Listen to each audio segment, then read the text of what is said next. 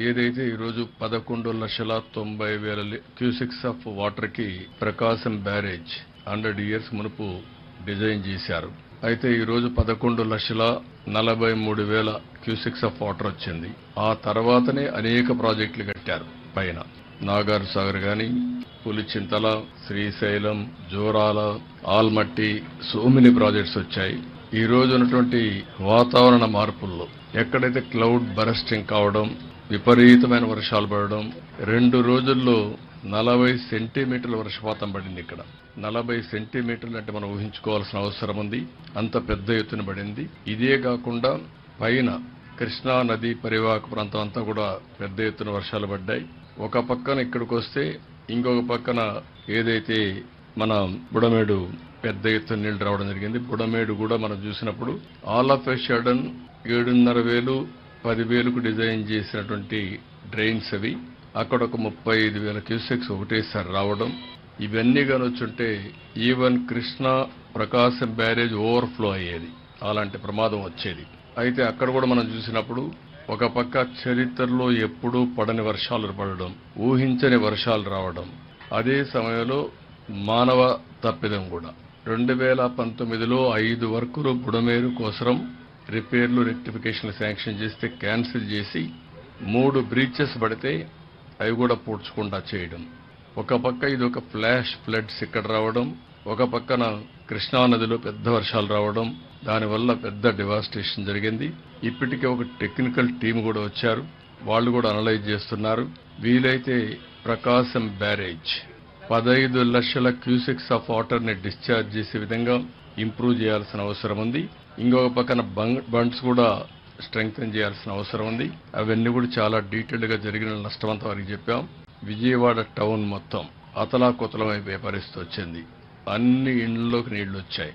బట్టలు కూడా లేకుండా ఏవైతే కట్టు బట్టలున్నాయో ఆవిడతోనే ఉండే పరిస్థితికి వచ్చారు. ఇంకొక పక్కన వాళ్ళ ఇంట్లో ఉండే అన్ని వస్తువులు, మామూలుగా గ్యాస్ కనెక్షన్ గాని, కుక్కర్ గాని, లేకుంటే ఫ్రిడ్జ్ గాని, టీవీ ఏది మిగిలే పరిస్థితి లేదు. వాళ్ళకుండే వాహనాలు కూడా ఒక స్కూటరో కారో లేకపోతే ఇంకోటి ఉంటే అవి కూడా దెబ్బతిన్నాయి. అన్ని ఎక్స్ప్లెయిన్ చేశాం. కేంద్రానికి రిపోర్టులు పంపిస్తున్నాం. ఈ రోజు బ్రీచ్ ని క్లోజ్ చేయడానికి ఆర్మీ కూడా వస్తున్నారు. వాళ్ళు కూడా 8 గంటలకు వచ్చి మనం చేసే ఎఫర్ట్స్ కి వారి యొక్క బెస్ట్ ప్రాక్టీసెస్ గాని, బెటర్ ఎక్విప్మెంట్ తో వస్తున్నారు. ఎన్ని ప్రయత్నాలు చేయాలనో అన్ని ప్రయత్నాలు చేస్తున్నాం. అన్ని విషయాలు కేంద్ర మంత్రి గారు చూశారు. నేను ఎప్పటికప్పుడు మీకు ఎక్స్ప్లెయిన్ చేస్తున్నాను. ఈ విల్ ఎక్స్ప్లెయిన్ నౌ. ఆయన మిగిలిన డీటెయిల్స్ చెప్తారు.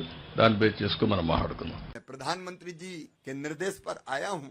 केंद्र सरकार ने भी हर संभव सहयोग किया है, मदद की है और आगे भी क्षति के आकलन के बाद पिछली सरकार ने कई गलतियां की, जैसे फसल बीमा योजना के प्रीमियम को पिछली सरकार ने जमा ही नहीं किया, इसलिए प्रधानमंत्री फसल बीमा योजना का लाभ किसानों को नहीं मिला। लेकिन अब ये सरकार, बाबू की सरकार, फसल बीमा योजना के प्रीमियम से लेके जो औपचारिकताएं बाकी वो भी पूरा करेगी।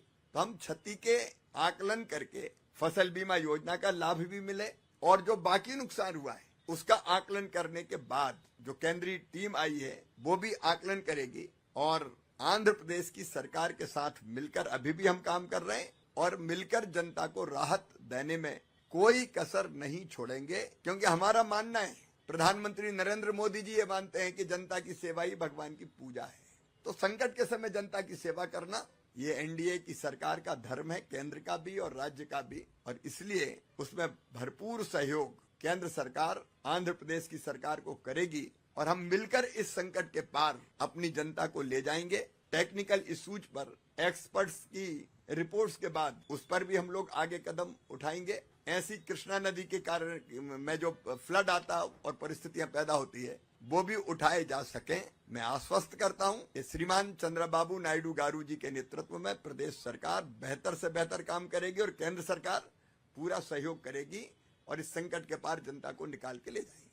और जो बुड़मेरू ब्रीच है जल्दी वो बंद हो, उसके लिए आर्मी जैसा आपने बताया कॉल की गई है और वो जल्दी पहुंचने वाली है। उस पानी का जब तक वो पानी बंद नहीं होगा तो ये संकट यहाँ बना रहेगा और कुछ प्रश्नों पे और विचार करना पड़ेगा। जैसे आपने कहा प्रकाशम बैराज 70 साल 17 इयर्स पुराना है, लेकिन उसमें से कितना पानी डिस्चार्ज होगा उसकी सीमा पहले तय थी, लगभग 11 लाख क्यूसिक। एक साथ आगे मैंने टकराई हुई बोट देखी, वो तो बड़े संकट से बच गए। और टेक्निकली इस डिस्चार्ज को कैसे बढ़ाया जाए, उसके लिए हमारे होम मिनिस्टर श्रीमान अमित शाह जी ने आपने मांगी, टीम भी भेजी है। तो कुछ तो ऐसी जो लॉन्ग टर्म प्लानिंग करनी होगी, जैसे प्रीवियस गवर्नमेंट के समय बड़मेरू के आसपास ही जो माइनिंग हुई, इलीगल माइनिंग हुई, उसके कारण भी नुकसान पहुंचा और उसके कारण ब्रीच, वो बड़ा कारण है एक ब्रीच होने का। तो इन चीजों को भी ढंग से देखना पड़ेगा, लेकिन तत्काल जो आपकी प्राथमिकता है जनता को राहत देने की। मैंने लोगों से जाके चर्चा की तो तकलीफ तो है, 5 दिन हो गए पानी भरे हुए, लेकिन बावजूद इसके